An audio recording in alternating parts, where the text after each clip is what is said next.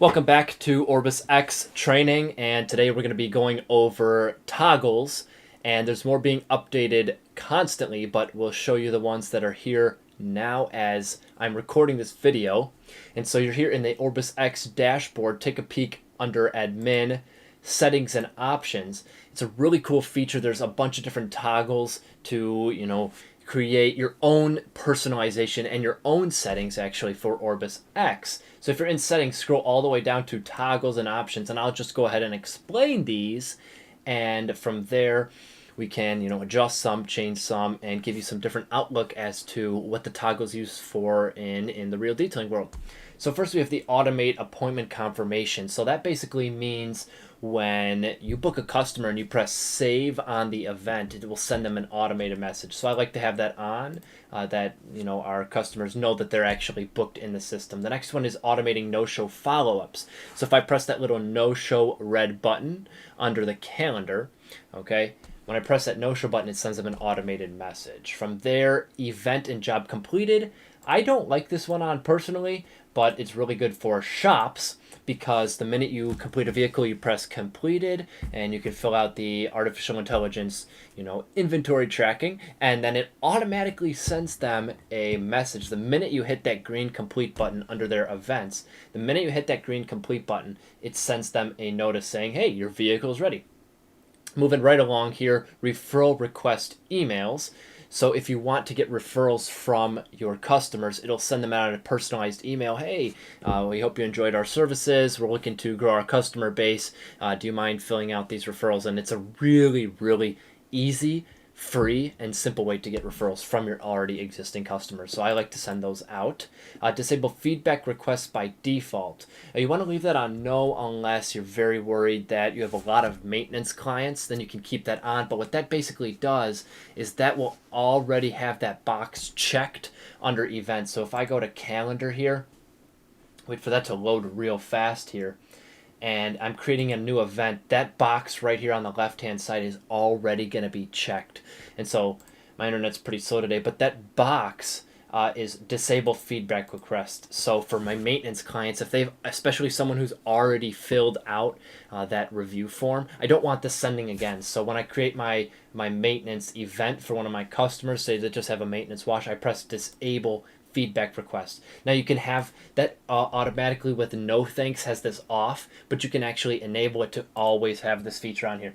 So it really all depends on what you want. Let's head back to settings and options here, and we're going to go back right down to toggles and options. So that disable feedback request, we have it on no thanks. That means it's going to leave that so that it always will send the review form, but you can of course change that. Disable gratuities, it will ask or won't ask for tips after when you're accepting payment. So I like to ask for gratuities. Why not? Another tip for automated notices, the earliest time to send. We've had a lot of customers with OrbisX. They're like, hey, can I not have these text messages sent out at 5 a.m.? We're like, sure. Why don't we throw in the earliest notification time? So you can actually do it as early as 5 a.m. and have the CRM put them all out at 5 a.m. or you can do no earlier than 8:45. I think that's a good range from 5 o'clock to 8:45.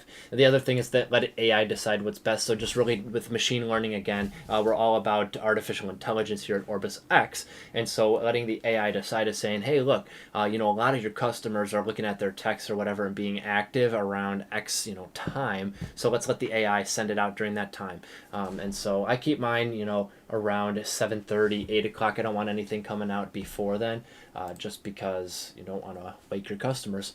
Sending appointment reminders, you can select any of these appointment reminders, so you can have the appointment notification say, hey, you got an appointment in 1 hour. You have an appointment in 3 hours, so 24 hours in 1 week, and you can actually select all of them or deselect all of them. So a lot of people have it automatically set to 24 hours as well as 1 week or 7 days. So if your appointment, is, let's say in 1 month from now, they're going to get a message a week before and then 24 hours before. You can also do it an hour before just to really remind them as well as 3 hours before, 6 hours before. You can really just do as many as you'd like. And so I like to keep it at 24 hours. I think that's a really good range, and sometimes I'll throw it in at a week. It really just all depends. But again, especially a month, is if you're booked out 3-4 months, even a month, just to be like, hey, your appointment's in a month. Then you message them, hey, your appointment's in a week. Just super cool feature for sending appointment reminders. And then the final and last thing, the ninth thing that we have in toggles and options so far, is the invoice payment links in emails.